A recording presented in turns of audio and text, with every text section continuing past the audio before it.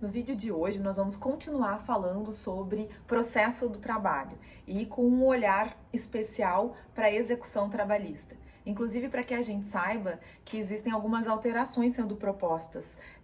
Foram já propostas na MP 905, que acabou sendo revogada no último dia de vigência, e há uma tentativa de que essas alterações retornem no texto da conversão da MP 927, em texto legal.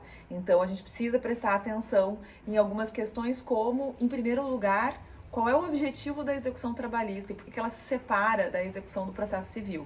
Vejam, eu já disse isso em outros vídeos para vocês. Enquanto no processo civil vige a lógica de proteção ao patrimônio, que é bem representada pela letra do artigo 805, que diz que a execução deve ser promovida pelo modo menos gravoso para o devedor, vejam, para aquele que lesou a ordem jurídica, e isso é muito simbólico e muito radical no sentido de assunção de compromisso por parte do Estado, de proteger o patrimônio mesmo daquele em relação ao qual o Estado já declarou de forma definitiva que é autor de lesão a patrimônio jurídico e a patrimônio de outrem. Isso significa que a execução trabalhista, que a execução do processo civil tem um viés voltado para manter as coisas da forma como elas estão. E aí que se justificam os princípios, então, que orientam o processo civil. No processo trabalho, a execução é completamente diferente, a começar pelo fato de que não há, desde o início, separação entre conhecimento e execução no processo do trabalho. Ao contrário, o processo é um só, inicia com a petição inicial e só termina com a realização do bem da vida. Mas, além disso, toda a execução trabalhista está assentada, enquanto princípio, na ideia de promoção dos atos de execução de ofício pelo Estado, ou seja, na ideia de que é do Estado o interesse maior em ver resolvido o processo, inclusive com a satisfação do débito, um débito que se reconhece que tem natureza alimentar. E a gente sabe por quê. Numa sociedade de pessoas que vivem do trabalho que realizam, o salário é exatamente aquilo que dá condições para a pessoa de se alimentar. E é por isso que é considerado alimento, tanto salário quanto proventos de aposentadoria. Pois bem, por isso que a execução trabalhista, portanto, está lá no 878, só que o 878 foi alterado pela Lei 13.467, a chamada Reforma Trabalhista. Na redação original ele dizia: a execução deve ser promovida de ofício, deve ser iniciada de ofício. E agora o 878 vai dizer que a execução deve ser promovida pelas partes. Vejam, quando a gente entende que a execução trabalhista é, por princípio, diferente do processo civil, porque o processo do trabalho, por princípio, não tem o mesmo compromisso ideológico com o patrimônio e com a manutenção do patrimônio nas mãos em que ele está, a gente compreende a razão de ser da regra original do 878 e tem compromisso de uma leitura da atual redação do artigo 878 de uma forma diferente. O que significa dizer que mesmo que hoje, alterado pela reforma, e a gente sabe qual foi o sentido da reforma, né, de 2017.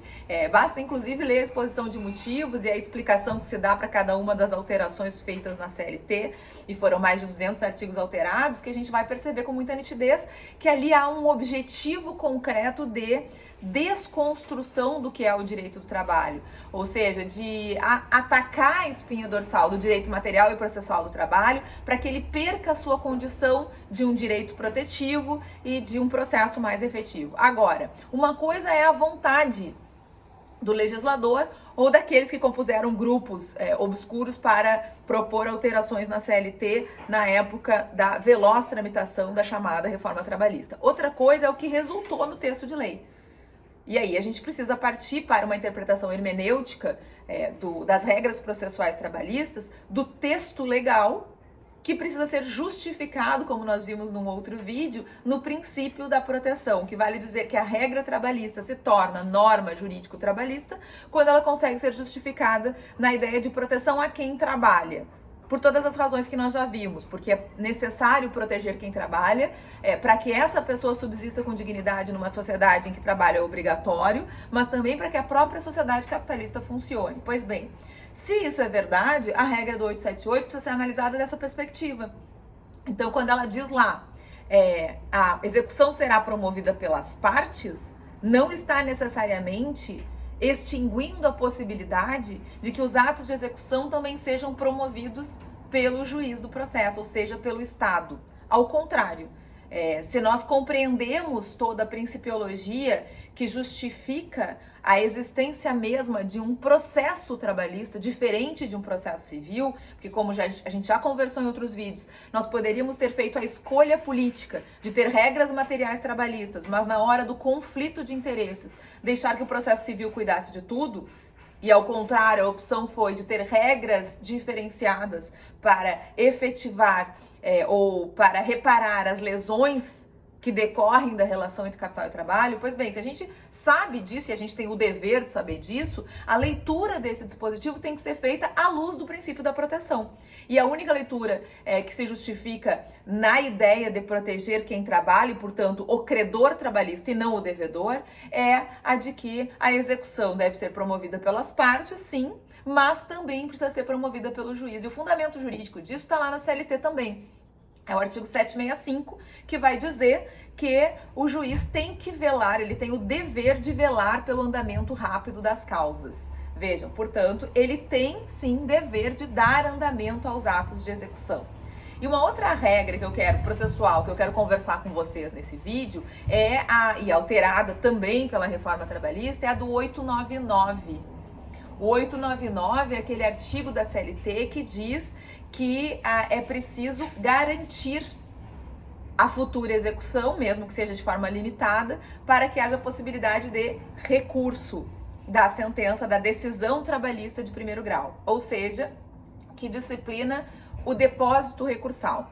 Atualmente existe uma séria discussão sobre a questão do depósito recursal, porque a reforma trabalhista inclui nesse artigo 899 um parágrafo 11º, além de outras alterações que faz, mas eu quero falar disso hoje com vocês, um parágrafo 11º para dizer que o depósito recursal poderá ser substituído por fiança bancária, abrindo, portanto, um nicho negocial para as instituições financeiras, mais um, né? A possibilidade de fazer bombar o contrato de fiança bancária, que até então não era utilizado, pelo menos para essa finalidade, e ao mesmo tempo fragilizar a garantia do crédito trabalhista, porque nós sabemos muito bem que a melhor garantia de que a execução será frutífera é o depósito em dinheiro, pois a fiança bancária é um contrato, né? Existe um afiançamento de que o valor será entregue na hora da execução definitiva, mas esse contrato tem inclusive prazo de vigência e, portanto, é uma garantia mais precária do que a garantia em dinheiro. Bem, o que eu quero conversar com vocês para que vocês reflitam sobre isso, leiam sobre isso e se posicionem, sobretudo quem opera, né, no âmbito da justiça do trabalho, é que ao incluir na CLT um dispositivo dizendo o depósito recursal poderá ser substituído por fiança bancária, independente da vontade, de novo, né, da vontade de quem legislou, o que está escrito na CLT nos autoriza a interpretar esse dispositivo de duas maneiras diferentes. Em primeiro lugar, a gente tem que ter em mente que a ordem de preferência de constrição de patrimônio para garantir a execução, e não esqueçamos que o depósito recursal é uma garantia antecipada da futura execução. Aliás, uma das regras mais importantes do processo do trabalho, porque nós sabemos, pelo Justiça em Números do CNJ, que existe um número muito grande de execuções trabalhistas que não conseguem depois, créditos alimentares que depois não conseguem ser cobrados pelo Estado por uma série de fatores, inclusive por toda a facilitação que o Estado dá através de legislações que facilitam a alteração da denominação jurídica da empresa ou repasse de patrimônio para terceiros. Essa é uma garantia extremamente importante do processo do trabalho. E aí, então, quando a gente olha a regra do depósito recursal, o que a gente tem que lembrar, se é uma garantia antecipada da futura execução, é que existe uma ordem legal que não foi alterada, que está lá no CPC, a ordem de preferência de penhora e, portanto, de garantia de execução é dinheiro, continua sendo dinheiro, e o 882 da CLT remete expressamente para esse rol, para essa ordem legal do CPC. Portanto, essa ordem legal vale também para o processo do trabalho. Esse é o primeiro aspecto. O segundo se a CLT está dizendo o depósito recursal poderá, está estabelecendo uma faculdade que tem que ser examinada caso a caso pelo juiz. E mais, que precisa ser de algum modo justificada pelo agressor da ordem jurídica. Porque não esqueçamos que quando a gente fala de depósito recursal em um processo trabalhista, nós estamos falando de uma realidade em que já há uma decisão de mérito reconhecendo uma dívida em relação a um direito alimentar. Bom, se isso é verdade, o que nós temos nesse momento processual é uma declaração do Estado de que houve agressão à ordem jurídica de um trabalhador ou de uma trabalhadora e que para que essa agressão seja rediscutida em segundo grau de jurisdição, é preciso garantir parte do valor da execução, se ela for um valor maior, ou toda a execução, se o valor for até o limite do depósito recursal. Então, quando a lei diz que o depósito poderá ser substituído, é preciso que haja um motivo que seja apresentado ao juiz da causa para que o juiz autorize a substituição. Porque se trata de uma faculdade, é isso que diz o texto de lei, e essa é uma interpretação que de algum modo prestigia a ideia de proteção que precisa orientar a aplicação das regras jurídico-trabalhistas. E a segunda questão é, vejam só, e essa é para vocês pensarem com carinho também, a regra desse parágrafo 11º do 899 fala que o depósito recursal poderá ser substituído. Portanto, é legítimo concluir que o que o legislador está dizendo é que tem que haver um depósito recursal. Eu não posso substituir algo que não existe.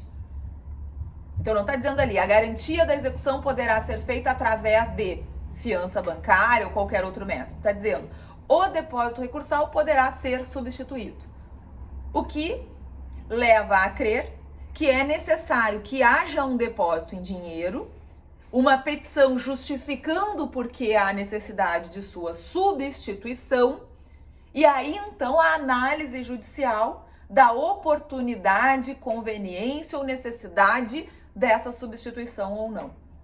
Só desse modo nós conseguimos preservar o próprio direito que continua existindo lá na CLT de que haja uma garantia efetiva da futura execução, ainda que parcial, para ou como condição para que se rediscuta uma discussão de mérito que já reconheceu uma lesão jurídica a direitos que são considerados fundamentais pela ordem constitucional vigente.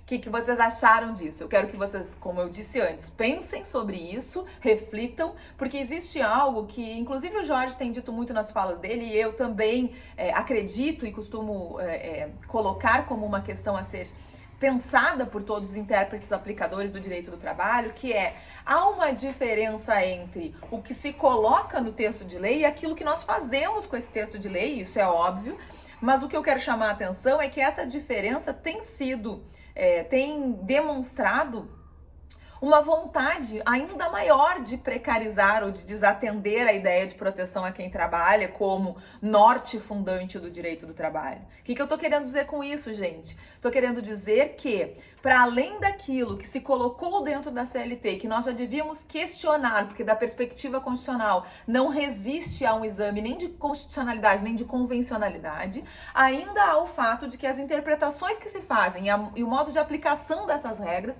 são ainda mais destrutivos do que a regra em si.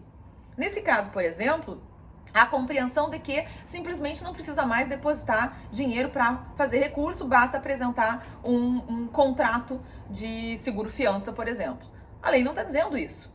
Nós podemos até discutir essa possibilidade, mas o texto legal não está dizendo isso. O texto legal está dizendo que o depósito poderá ser substituído.